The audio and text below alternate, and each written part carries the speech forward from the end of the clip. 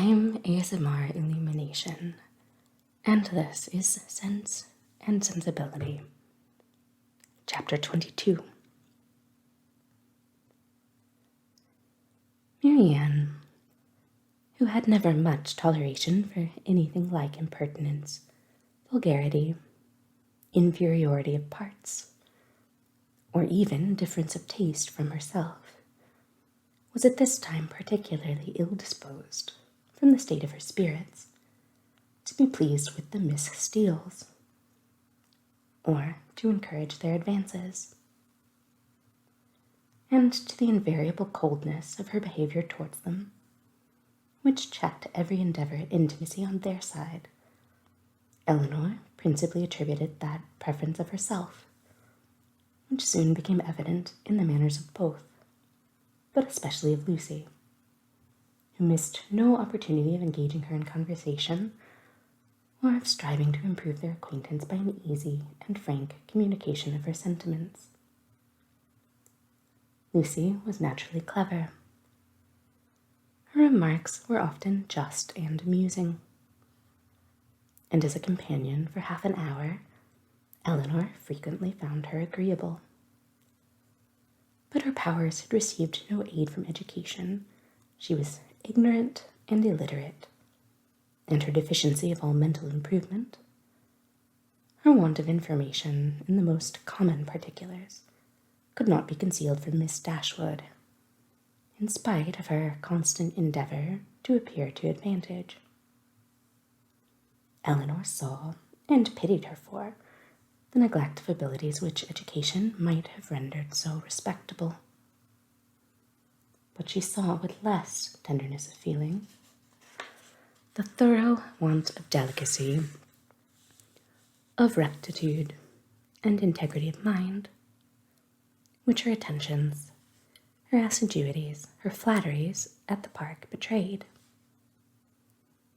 And she could have no lasting satisfaction in the company of a person who joined insincerity with ignorance, whose want of instruction prevented their meeting in conversation on terms of equality, and whose conduct towards others made every show of attention and deference towards herself perfectly valueless.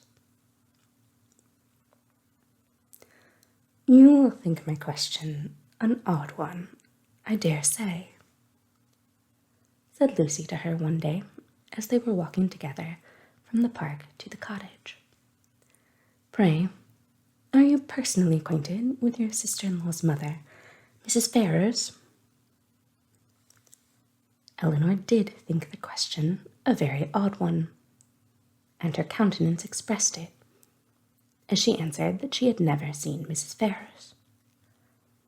Indeed, replied Lucy. I wonder at that, for I thought you must have seen her at Norland sometimes. Then perhaps you cannot tell me what sort of a woman she is? No, returned Elinor, cautious of giving her real opinion of Edward's mother, and not very desirous of satisfying what seemed impertinent curiosity. I know nothing of her. I am sure you think me very strange for inquiring about her in such a way, said Lucy, eyeing Elinor attentively as she spoke. But perhaps there may be reasons. I wish I might venture, but, however, I hope you will do me the justice of believing that I do not mean to be impertinent. Elinor made her a civil reply, and they walked on for a few minutes in silence. It was broken by Lucy, who renewed the subject again by saying, with some hesitation, I cannot bear to have you think me impertinently curious. I am sure I would rather do anything in the world than be thought so by a person whose good opinion is so well worth having as yours. And I am sure I should not have the smallest fear of trusting you. Indeed, I should be very glad of your advice how to manage in such an uncomfortable situation as I am. But, however, there's no occasion to trouble you. I am sorry you do not happen to know Mrs. Ferrars. I am sorry I do not, said Elinor in great astonishment. If it could be of any use to you to know my opinion of her. But really, I never understood that you were at all connected with that family, and therefore I am a little surprised, I confess, at so serious an inquiry into her character. I dare say you are, and I am sure I do not at all wonder at it. But if I dared to tell you all, you would not be so much surprised. Mrs. Ferrars is certainly nothing to me at present, but the time may come. How soon it will come must depend upon herself, when we may be very intimately connected. She looked down as she said this, amiably bashful, with only one side glance at her companion to observe its effect on her. Good heavens, cried Elinor. What do you mean? Are you acquainted with Mr. Robert Ferrars? Can you be? And she did not feel much delighted with the idea of such a sister-in-law. No, replied Lucy. Not Mr. Robert Ferrars. I never saw him in my life. But, fixing her eyes upon Elinor, to his elder brother. What felt Elinor at that moment? Astonishment that would have been as painful as it was strong, had not an immediate disbelief of the assertion attended it. She turned towards Lucy in silent amazement, unable to divine the reason or object of such a declaration, and though her complexion varied, she stood firm in incredulity and felt in no danger of a hysterical fit or a swoon. You may well be surprised, continued Lucy, for to be sure you could have had no idea of it before, for I dare say he never dropped the smallest hint of it to you or any of your family, because it was always meant to be a great secret, and I am sure has been faithfully kept so by me to this hour. Not a soul of all my relations know of it but Anne, and I never should have mentioned it to you if I had not felt the greatest dependence in the world upon your secrecy. And I really thought my behaviour in asking so many questions about Mrs. Ferrars must seem so odd that it ought to be explained. And I do not think Mr. Ferrars can be displeased when he knows I have trusted you, because I know he had the highest opinion in the world of all your family, and looks upon yourself and the other Miss Dashwoods quite as his own sisters. She paused. Elinor for a few moments remained silent. Her astonishment at what she heard was at first too great for words, but at length, forcing herself to speak, and to speak cautiously, she said, with a calmness of manner which tolerably well concealed her surprise and solicitude, "May I ask if your engagement is of long standing?" "We have been engaged these 4 years. 4 years? Yes." Elinor, though greatly shocked, still felt unable to believe it. "I did not know," said she, "that you were even acquainted till the other day." "Our acquaintance, however, is of many years' date. He was under my uncle's care, you know, a considerable while." "Your uncle?" "Yes, Mr. Pratt. Did you never hear him talk of Mr. Pratt?" "I think I have," replied Elinor, with an exertion of spirits which increased with her increase of emotion. "He was 4 years with my uncle, who lives at Longstaple near Plymouth. It was there our acquaintance begun, for my sister and me were often staying with my uncle, and it was there our engagement was formed. though not till a year after he had quitted as a pupil. But he was almost always with us afterwards. I was very unwilling to enter into it, as you may imagine, without the knowledge and approbation of his mother. But I was too young, and loved him too well to be so prudent as I ought to have been.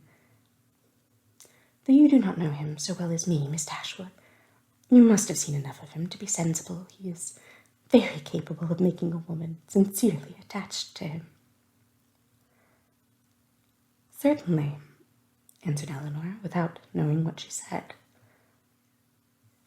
But after a moment's reflection, she added, with revived security of Edward's honour and love, and her companion's falsehood, engaged to Mr. Edward Ferrars. I confess myself so totally surprised at what you tell me that, really, I beg your pardon, but surely there must be some mistake of person or name. We cannot mean the same Mr. Ferrars. We can mean no other, cried Lucy, smiling. Mr.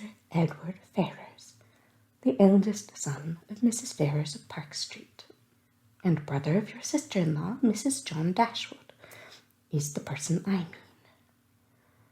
You must allow that I am not likely to be deceived as to the name of the man on whom all my happiness depends. It is strange, replied Elinor, in a most painful perplexity, that I should never have heard him even mention your name. No, considering our situation, it was not strange. Our first care has been to keep the matter secret. You knew nothing of me or my family, and therefore there could be no occasion for ever mentioning my name to you. And as he was always particularly afraid of his sister suspecting anything, that was reason enough for his not mentioning it. She was silent. Elinor's security sunk, but her self-command did not sink with it. 4 years you have been engaged, said she, with a firm voice. Yes, and heaven knows how much longer we may have to wait. Poor Edward, it puts him quite out of heart. Then, taking a small miniature from her pocket, she added, to prevent the possibility of mistake, be so good as to look at his face. It does not do him justice, to be sure, but yet I think you cannot be deceived as to the person it was true for. I have had it above these 3 years. She put it into her hands as she spoke, and when Elinor saw the painting, whatever other doubts, her fear of a too hasty decision, or her wish of detecting falsehood might suffer to linger in her mind, she could have none of its being Edward's face. She returned it almost instantly, acknowledging the likeness. I have never been able, continued Lucy, to give him my picture in return, which I am very much vexed at, for he has been always so anxious to get it. But I am determined to set for it the very first opportunity. You are quite in the right, replied Elinor calmly. They then proceeded a few paces in silence. Lucy spoke first. I am sure, said she, I have no doubt in the world of your faithfully keeping this secret, because you must know of what importance it is to us not to have it reach his mother, for she would never approve of it, I dare say. I shall have no fortune, and I fancy she is an exceeding proud woman. I certainly did not seek your confidence, said Elinor, but you do me no more than justice in imagining that I may be depended on. Your secret is safe with me, but pardon me if I express some surprise at so unnecessary a communication. You must at least have felt that my being acquainted with it could not add to its safety. As she said this, she looked earnestly at Lucy, hoping to discover something in her countenance, perhaps the falsehood of the greatest part of what she had been saying. But Lucy's countenance suffered no change. "I was afraid you would think I was taking a great liberty with you," said she, "in telling you all this. I have not known you long, to be sure, personally at least, but I've known you and all your family by description a great while, and as soon as I saw you I felt almost as if you were an old acquaintance. Besides, in the present case, I really thought some explanation was due you after my making such particular inquiries about Edward's mother, and I am so unfortunate that I have not a creature whose advice I can ask. Anne is the only person that knows of it, and she has no judgment at all. Indeed, she does me a great deal more harm than good, for I am in constant fear of her betraying me.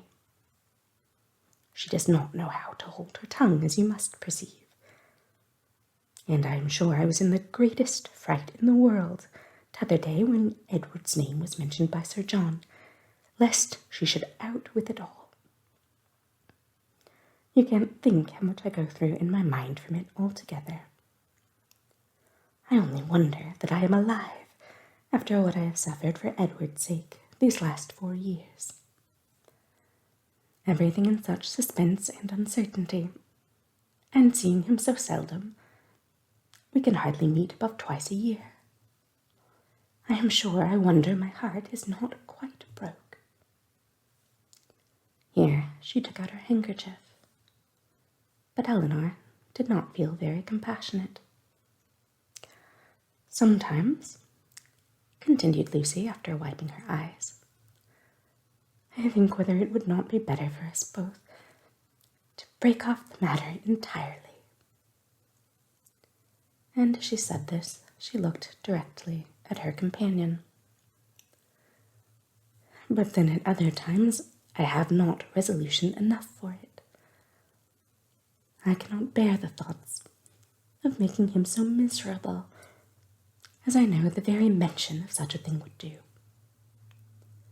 And on my own account, too, so dear as he is to me, I don't think I could be equal to it. What would you advise me to do in such a case, Miss Dashwood? What would you do yourself?" "Pardon me," replied Elinor, startled by the question, "but I can give you no advice under such circumstances. Your own judgment must direct you." "To be sure," continued Lucy, after a few minutes' silence on both sides, "his mother must provide for him some time or other, but poor Edward is so cast down about it. Did not you think him dreadful low-spirited when he was at Barton? He was so miserable when he left us at Longstaple to go to you that I was afraid you would think him quite ill." "Did he come from your uncle's, then, when he visited us?" "Oh, yes, he had been staying a fortnight with us." "Did you think he came directly from town?" "No," replied Elinor, most feelingly sensible of every fresh circumstance in favour of Lucy's veracity. "I remember he told us that he had been staying a fortnight with some friends near Plymouth." She remembered, too, her own surprise at the time at his mentioning nothing farther of those friends, at his total silence with respect even to their names. "Did not you think him sadly out of spirits?" repeated Lucy. "We did indeed, particularly so when he first arrived. I begged him to exert himself, for fear you should suspect what was the matter. But it made him so melancholy, not being able to stay more than a fortnight with us, and seeing me so much affected. Poor fellow, I am afraid it is just the same with him now, for he writes in wretched spirits. I heard from him just before I left Exeter. Taking a letter from her pocket and carelessly showing the direction to Elinor. You know his hand, I dare say. A charming one it is, but that is not written so well as usual. He was tired, I dare say, for he had just filled the sheet to me as full as possible. Elinor saw that it was his hand, and she could doubt no longer. The picture, she had allowed herself to believe, might have been accidentally obtained. It might not have been Edward's gift. But a correspondence between them by letter could subsist only under a positive engagement, could be authorized by nothing else. For a few moments she was almost overcome. Her heart sunk within her, and she could hardly stand. But exertion was indispensably necessary, and she struggled so resolutely against the oppression of her feelings that her success was speedy, and for the time complete. Writing to each other, said Lucy, returning the letter into her pocket, is the only comfort we have in such long separations. Yes, I have one other comfort in his picture, but poor Edward has not even that. If he had but my picture, he says he should be easy. I gave him a lock of my hair set in a ring when he was at Longstaple last. And that was some comfort to him, he said, but not equal to a picture. Perhaps you might notice the ring when you saw him. I did, said Elinor, with a composure of voice under which was concealed an emotion and distress beyond anything she had ever felt before. She was mortified, shocked, confounded. Fortunately for her, they had now reached the cottage, and the conversation could be continued no farther. After sitting with them a few minutes, the Miss Steeles returned to the park, and Elinor was then at liberty to think and be wretched.